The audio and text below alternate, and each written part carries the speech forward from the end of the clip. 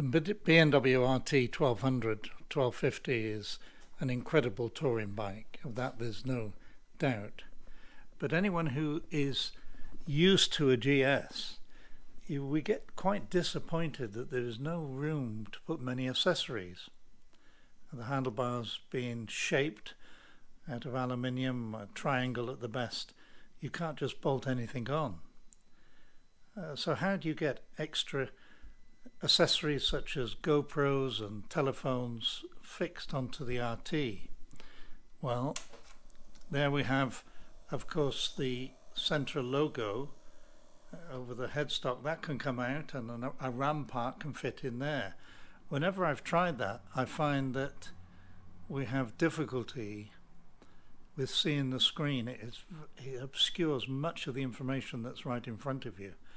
So I've tried to come up with different ideas of how I can mount devices onto this incredible bike. So after looking around the bike, I've identified a few areas where attachments could be made. The first one was the clutch lever itself. Clutch lever here is on a pivoted bolt there. The bolt has a 5mm nylon lock on the bottom of it, but it slides right through the mechanism of the clutch lever. So by undoing the bolt, which I've already loosened, this small nylon lock is there. It then literally comes out. And you see and identify straight away that this isn't a standard off-the-shelf bolt. It is made exactly to fit. It's turned down to fit the head, the recess there, so it's a purpose-made part by BMW. But if I could reproduce this at a longer length, it's possible to then fit the very well-known RAM system. RAM make this 1-inch rubber ball head. By turning down the ferrule, this sleeve here, to that exact size, it fits in. Then to make a bolt, a stainless steel bolt, longer, to turn it down to the exact diameter of the BMW one, and to put a 5mm thread, metric thread, on the end. Now what you have to do then is line up the phosphor bronze sleeve that's in there, and then it slides in, and with a little bit of juggling fits in like that. A new nylon bolt, nylock bolt, goes on the bottom. You can hold it with a spanner and then tighten it up, nip it up.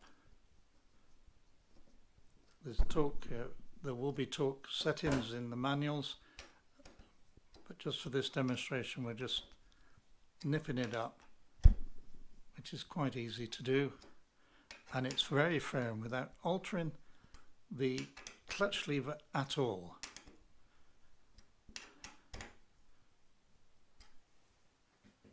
Your clutch lever works exactly the same way, and this now is absolutely firm. With that in mind, you can fit all sorts of whatever you need from the mount system. I have here the medium arm, and I can mount a GoPro, in this case Series 5 Hero, so that you can see that fits very well like that. Now this, because it's multi-directional, it can fit very well and very, very strongly. You can position it exactly where you want. There's no movement at all. There's no interference on the clutch lead. I've also wired a cable permanently from the hex unit, because I have spare mountings on that, or connections on that. So this is a USB that comes from there, and that can plug in to the GoPro and charge it up while I'm riding, which is the problem because the GoPro batteries do not last long. So this system works very, very well. The one bolt that replaces. Don't throw away the original BMW bolt, because you may want to replace that at some stage. But this fits and will take any sort of equipment that you want. One of the questions I'm often asked is, how do you switch the GoPros on? Especially if you've got two. You might have one on your helmet and one, as demonstrated here, on the handlebar itself. To switch them on the GoPros is quite difficult and quite dangerous. Fortunately, GoPro do make a remote control. A remote switch, you can switch, I think it's up to 50 cameras on. But they will simultaneously switch my two cameras on, one on the helmet, one on the handlebars, or one on the back of the bike, wherever you've got them. But where do you put the remote control? Here is GoPro's remote, but how do you attach it to anything? You don't want anything to fall off the bike, of course. Again, I've looked at where we can fix it on the bike, where I can use it, it's firm and I can use it while I ride. And these are the clamps for the clutch lever itself. By removing this bolt and making a spacer to bring the remote out a little bit, it's possible to fix it firmly here. So the first thing is just to remove the top mounting bolt. It's on a torque 27 and it can easily be undone, removed, and of course not thrown away. Now what I've done is buy a brand new stainless steel bolt, 6mm diameter, the GoPro catch which the remote fits on, so that clips into the remote, as you'll see, but it has to stand out because there's a recess here.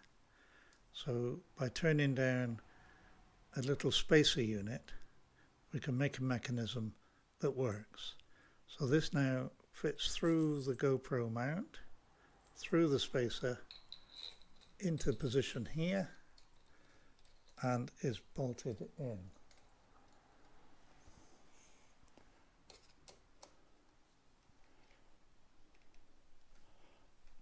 Locks up tight, clicked on. It won't come off, it's very firm, it makes its housing. When you want to take it off, there's a release mechanism at the back, just a lever to pull. When you're riding, you can turn it on, start filming, turn it off. It won't come off, it's bolted on, it's out of any danger, and it's easy for you to operate with hardly taking your eyes off the road. That will now turn on both GoPros simultaneously. They film simultaneously, and all control is taken from here. You don't have to touch the cameras themselves. Very, very useful way, and you've got a bolt sitting there ready just to be replaced and form an attachment to the remote. I've done exactly the same with my 360 camera, which you can see on this side. That's a very complicated remote and a complicated way of actually mounting it. Much more difficult. You needed a half a round mechanism turning down to be able to fit. But this unit now switches on the 360 camera, which you see just here. That is impossible to turn on without a remote. It's too far away, it's too fiddly, you can't see what's happening. But this remote, so we have two remotes fitted to the brake and the clutch lever mechanism, and they are firm, and when I leave I can just take them. When I come off the bike, I can just take them with me and they fit on there. It's a perfect answer to this. There's just one more thing I wanted to fit, and that was my mobile phone. Normally I keep that in the top box and there's a cable that goes right through and charges it up. But sometimes the Garmin isn't so good when you get into a city, maybe in the middle of Spain, and you get a little bit confused. The Garmin's not always up to date as the Google Maps software is. So the telephone being in the boot isn't always convenient. Where can you fit it on this bike? How about this? Take off the one bolt from the brake cylinder, and that bolt could be replaced. It's a 4mm thread with, again, a stainless steel bolt that's turned down to fit and threaded in the same way. That goes through another ram mount, and it just replaces a bolt that fits on to the cylinder in that way. Tighten that up. It's supposed to be a 4 Newton meter tightness, but most people's torque wrenches don't go down to 4 Newton meters unless you've got a bicycle one. So to nip it up fairly firm, you don't want to crack the lid, of course. You certainly won't want to do that, and you don't want any brake fluid to leak out. So you can soon tell when you've tightened it up. That is such a simple operation. It fits perfectly. It's turned down right in here to give a recess, so it's not crushing any of the shape of the top of it. Then it's very easy to fit, again, the ram mount systems. Here's a small mount system as opposed to the medium one that I showed you just now, and many people have got these ram phone mounts. This is for the iPhone 6 that I have. You can position it in any way possible, except for I've got it upside down. Just turn it round. We have it in there. I have a cable, again, that goes to the USB in the hex can system, and that can go and fit underneath in that method. So what that does is give a chargeable phone connection.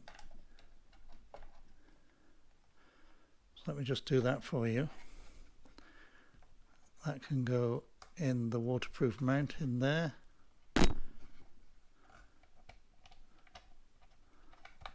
And then connect into your phone.